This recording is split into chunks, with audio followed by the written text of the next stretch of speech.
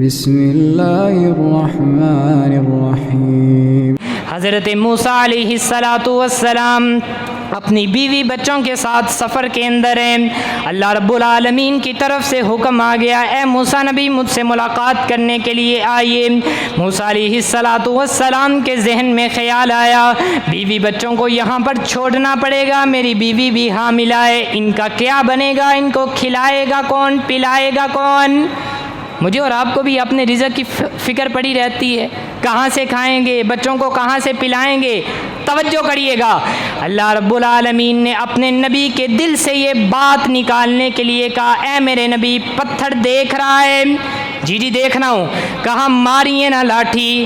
حضرت موسیٰ علیہ السلام نے پتھر پر لاٹھی ماری، پتھر ٹکڑے ٹکڑے ہو گیا، اندر سے ایک دوسرا پتھر نکل آیا۔ کہا لاٹھی ماریے، دوسرا پتھر بھی ٹکڑے ٹکڑے ہو گیا، تیسرا پتھر نکل آیا۔ کہا میرے نبی موسیٰ لاٹھی مار، تیسرے پتھر کو بھی ٹکڑے ٹکڑے کر دیا۔ تیسرے پتھر کے اندر سے ایک چھوٹا سا کیڑا نکلا ہے، کیڑے کی زبان سے ایک الفاظ جاری ہیں، منہ کے اندر سبز رنگ کا پتا ہے۔ کہا میرے لاڈلے پیغمبر کیڑے کی بات سنا دوں؟ جی اللہ تعالیٰ جی سنا دیے۔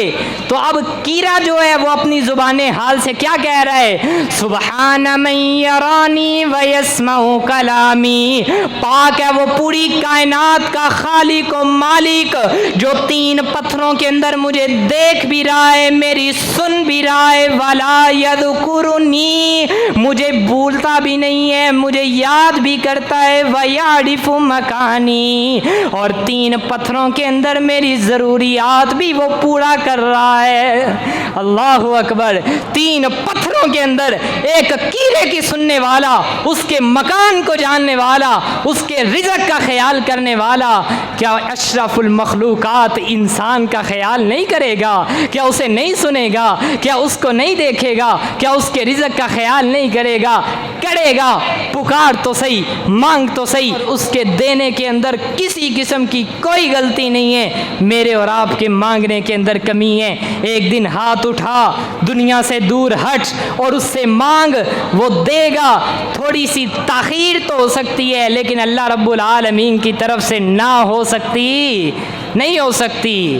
حضرت موسیٰ علیہ السلام کو سمجھ آ گئی، اور قرآن کیا کہتا ہے؟ توجہ کریے گا، فرمایا وَمَا مِن دَابَّةٍ فِي الْأَرْضِ إِلَّا عَلَى اللَّهِ رِزْقُهَا، اس زمین میں جتنے بھی جانور چل رہے ہیں، جتنے بھی پرندے چل رہے ہیں، اس زمین کے اندر، سمندر کے اندر جتنی بھی مچھلیاں ہیں، ایک ایک کیڑے، ایک ایک جانور، ایک ایک انسان کا رزق پوری کائنات کے خالق و مالک نے اپنے ذمے لے لیا ہے۔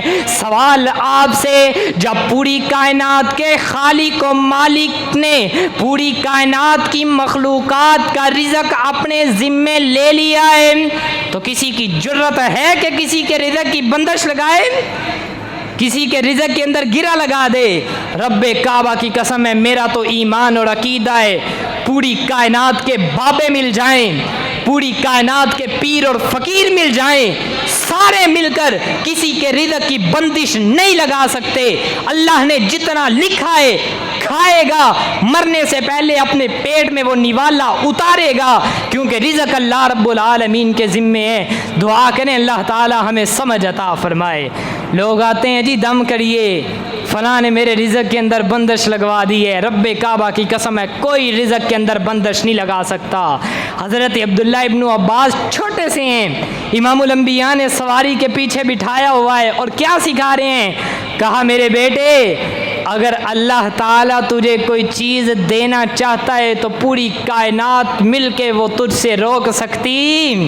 اونچی آواز سے بولنے، پوری کائنات مل کے روک سکتی نہیں۔ اور اے میرے بیٹے، اگر اللہ تعالیٰ تجھے کوئی چیز نہیں دینا چاہتا، اگر تجھے کوئی نقصان ہونا ہی ہے، تو پوری کائنات مل کے تجھے اس نقصان سے بچا بھی نہیں سکتی۔ یہ امام الانبیاء نے بچوں کو عقیدہ سکھایا ہے۔ میرا اور آپ کا بھی حق بنتا ہے اپنی اولاد کو عقیدہ توحید سکھائیے، بتائیے کہ اللہ کے علم کی وسعتیں اتنی ہیں کہ وہ تجھے ہر جگہ دیکھ رہا ہے۔